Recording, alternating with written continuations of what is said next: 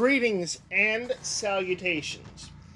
Thought I would continue on with my usual content. So, not a rant video today, or rant upload, whatever you want to call them. Just me talking about Magic the Gathering. Shut up, you trolly motherfuckers over there in Trollville. You know who you are, fuck you all. So, dragons. I love dragons in Magic the Gathering, and more specifically EDH, which is aptly named Elder Dragon Highlander. But really only in green and red. I do like a bit of Jund or black dragons. Or Golgari, Jund being black, red, and green, Golgari being black and green. One of my favorite commanders from the Tarkir Dragon Storm set is called Taval the Balanced Scale. It's really cool in that one of the abilities he has is when you attack, mill 3 and put a land onto the field. And I think the other is if a card leaves your graveyard, create a zombie druid. It's got flying, and it's a pretty decent attacker, honestly.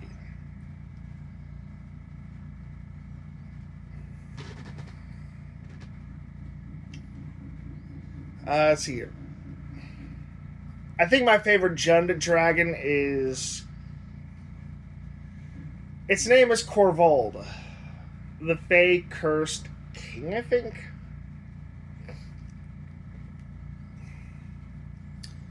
Whenever you sack a token... whenever you sack a permanent... draw a card and it gets a +1/+1 counter, or growth counter, as I like to call them. It draws a lot of threat, and while I've thought about doing Jund Dragon decks,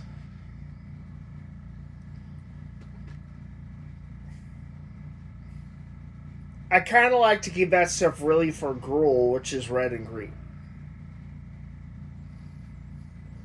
And there's some really great green dragons out there.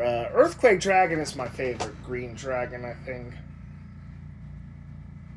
Because if you can get it out there, if you have damage doublers, its power and toughness are like in the double digits. Now consider that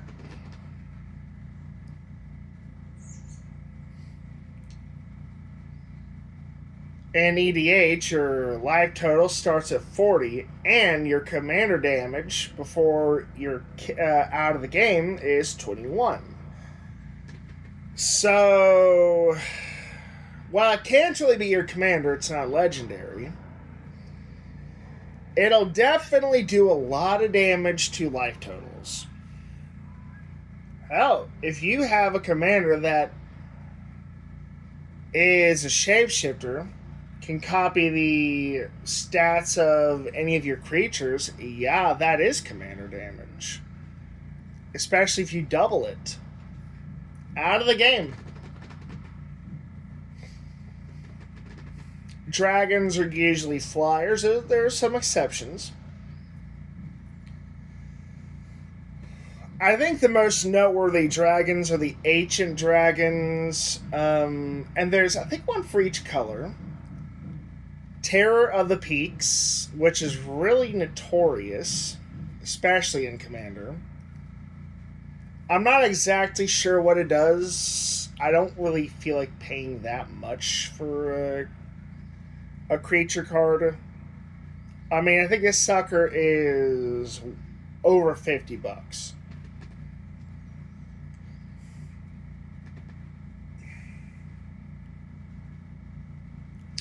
I like the cheaper dragons.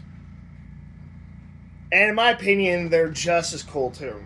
Now, anyone who's actually played the game knows what I'm talking about.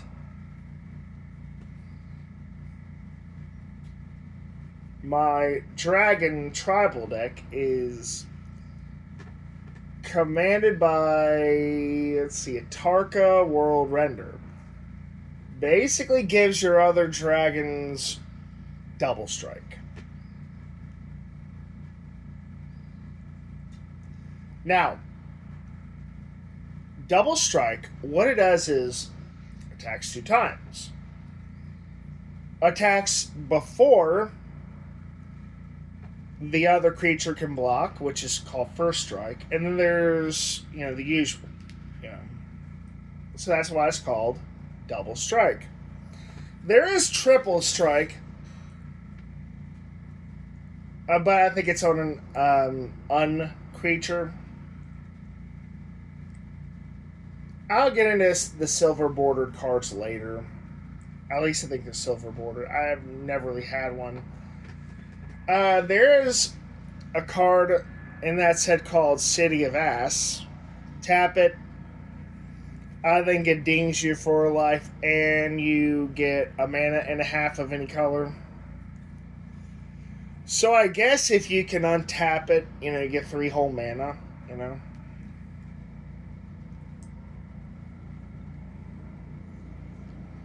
And honestly, I've been thinking about getting City of Brass, but I don't feel like paying like $30 or 20. Thankfully, I think the new Ninja Turtles Secret Lair equivalent is like $10, and you get it included with the Ninja Turtles Turtle Power deck.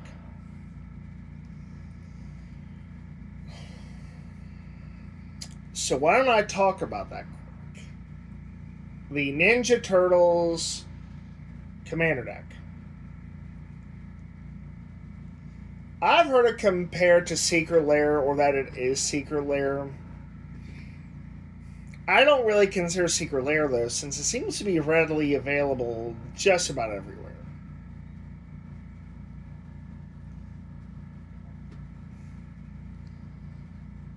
I don't know if I've talked about it lately, but I'll just talk about it now. Just because. The Turtle Power Commander deck. It's kind of interesting because you have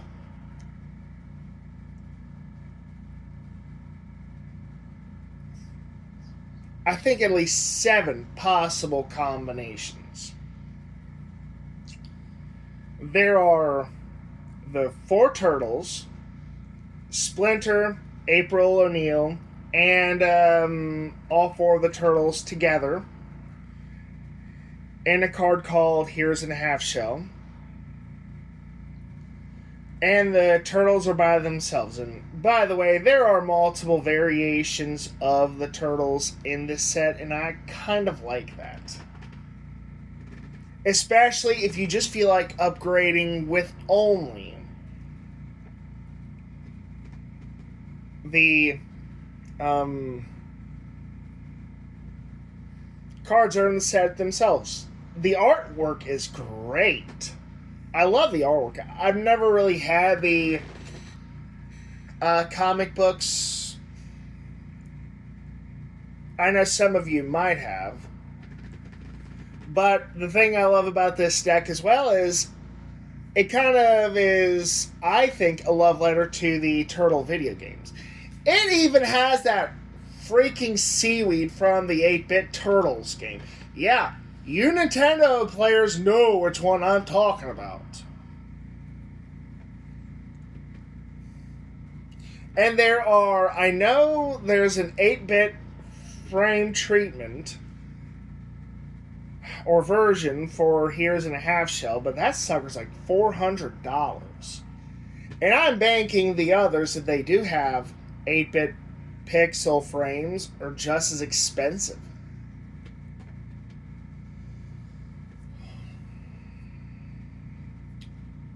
Let's see here. Now, here's the thing about the way these combinations work. Here's the half shells, full Wooburg. You put it in all by itself, right? Okay, so the others, the Four Turtles, Splinter, and April O'Neil, have a partner mechanic called Character Select, which is basically a kind of copy of the partner mechanic. And you can match them up together, any with the Character Select mechanic in their description.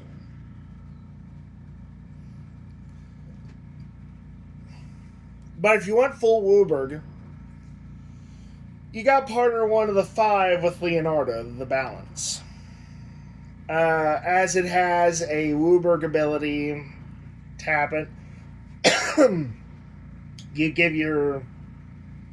I forget whether it's one creature or all of them, but it does something really awesome. Its regular ability is triggers only once whenever you create a token, or when it enters your battlefield or whatever. Each creature you own gets a growth counter. At the moment, I have him paired with Michelangelo. I forget what it's called. But it has an ability called Raid the Fridge.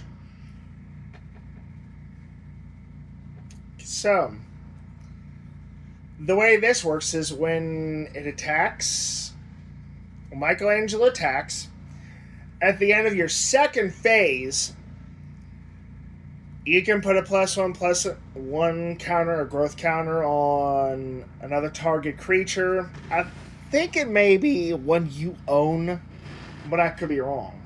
And you create a food.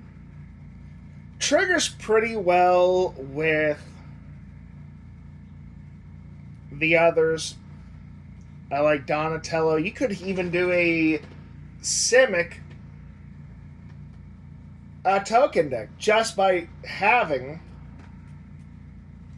Donatello and Michelangelo together. Let's see here. Donatello, I think, taps for 2 in a blue, and Michelangelo taps for 1 in a green. I kind of like partners rather than one big commander. If their mana costs are small, that we can you can either cast them all together or just one at a time.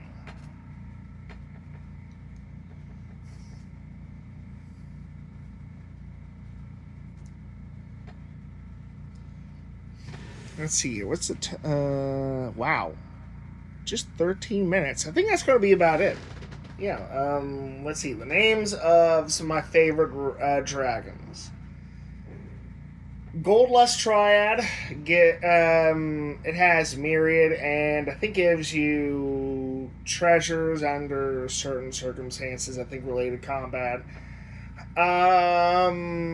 Goldspan Dragon, another one involving treasures.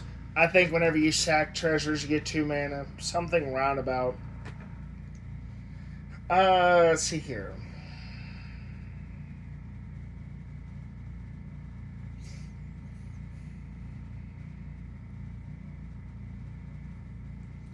Nesting Dragon is pretty cool. Landfall. Play a card.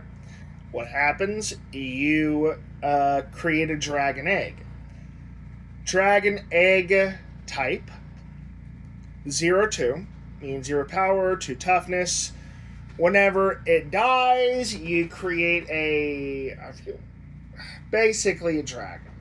I think it's like a 2/2, something like that. I don't really have the tokens for the dragons for that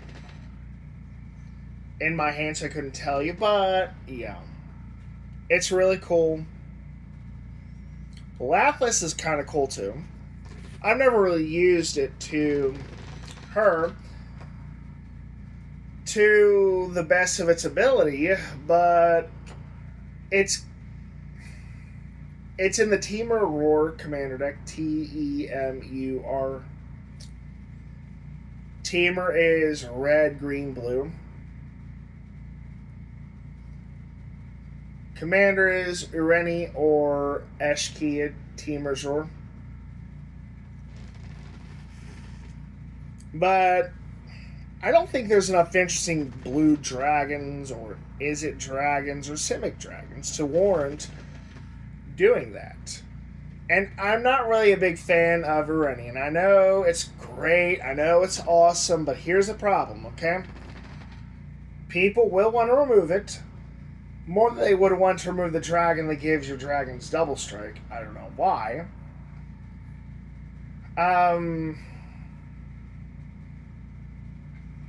And you're not guaranteed to draw dragons through its ability. Look at the top 8 cards of your deck. Put them, put one on the field, put the rest in the bottom of your deck. So you could potentially just gamble away your cool stuff, and not see until later on in the game. I would really only do a commander like that if I could continuously shuffle my deck whenever I want to. It's the only reason I do it. Just so I would have the ability to move those dragons up and the enchantments.